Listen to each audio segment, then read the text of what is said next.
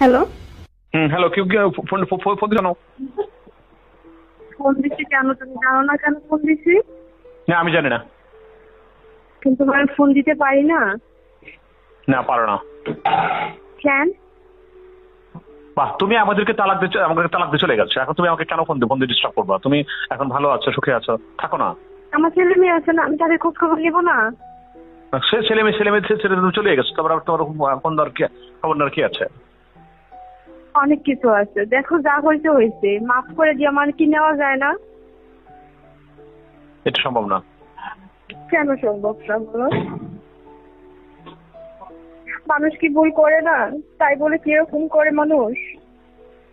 ভুল করে মানে তুমি কি ভুল করছো? কি করছি বলো? ভুল তো ভুলই, মানুষেরই তো ভুল হয়, তাই বলে কি আমাকে এত বড় শাস্তি দিবা? ছেলে মেয়েদের কাছ থেকে আমাকে দূরে সরিয়ে রাখবা? এটা আগে মনে ছিল না যখন হাত ধরে চলে গেলাম? তখন যদি মনে হতো তাহলে কি আর যাইতাম? বিদেশ থেকে তুমি তো বিয়ে করো নাই, তাহলে তুমি আমাকে নিতে সমস্যা কি বলো? বিদেশ থেকে আমি লক্ষ লক্ষ টাকা পাঠিয়েছি, টাকাগুলো কোথায়? তোমাকে তো আগেও বলছি যে ভুল করছি, ভুল হয়ে গেছে।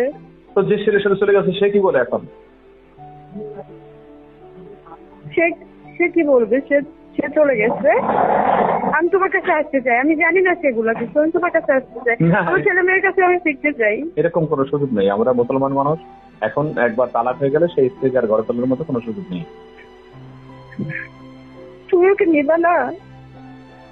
তোমার কেঁদে কেঁদে কোনো লাভ নাই তো। তোমার এই মায়া কান্না আমি আমাদের তাহলে কিন্তু আমি মরে যাবো, আমার ছেলে মেয়েকে আমাকে ফিরিয়ে দাও, আমার ছেলে মেয়ের কাছে আমাকে ফিরিয়ে দাও।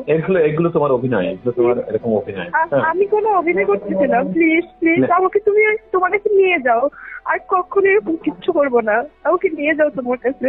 কি করিনি তোমার বিদেশ যখন আমি বিদেশ বসে বসে কষ্ট করে টাকা ইনকাম করেছি, যখন যা বলে চাইছো তাই ওই ওই টাকাগুলো পাঠিয়ে দিয়েছি। আর আমার সেই টাকা নিয়ে তুমি অন্য এক ছেলেদের নিয়ে সৃষ্টি করে বেড়াচ্ছ। ঠিক আছে, করেছো, এবং তাকে আমাকে তালাক দিয়ে তুমি তাকে বিয়ে করতে হবে এমন কি হলো?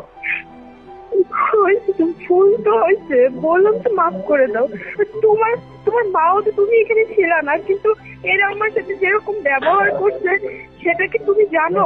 না, আমার আত্মীয় স্বজন খারাপ ব্যবহার করছে, তুমি অন্য যেতে পারতো, কিন্তু আর একটা ছেলের সাথে যেতে হবে এমন তো কোনো কথা নেই। তোমাকে তো আমি অনেকবার বলছি, কিন্তু তুমি তো কিছুই শোনো না। না শুনে শুধু আমার উপরে তুমি ঝাড়ছো। তা আমি কি করবো? আমিও তো মেয়ে না? আমি তাহলে কি করতে পারতাম? তুমিও কাছে ছিল না, ছেলে মেয়ে যে দুটাকে নিয়ে আমি একা একা, আর এদিকে তোমার ফ্যামিলিও আমাকে অনেক চাপে রাখছে, কি করতাম বলো? যাই হোক, এখন এই বিষয়ে আমাদের সবার সঙ্গে কথা বলছে।